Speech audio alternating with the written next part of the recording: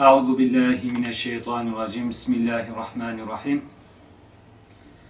Merhamet Eli Gıda Bankası olarak Nisan ayında 25 aileye gıda ve bazı ailelere de nakit yardımında bulunduk.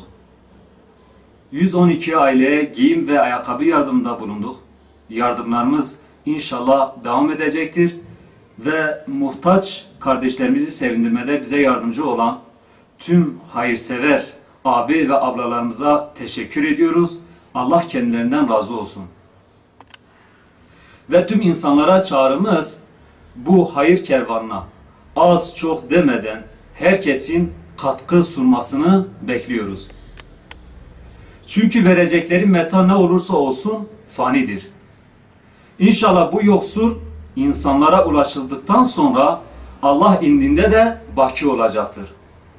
Adi bin Hatim radıyallahu anh'den rivayete göre Resulullah sallallahu aleyhi ve sellem şöyle buyurdu. Sizden her bir kimseyle kıyamet günü Rabbi mutlaka konuşacaktır ve arada tercüman da bulunmayacaktır. O kişi sağ yanına bakacak, göndermiş olduğu amelleri görecektir.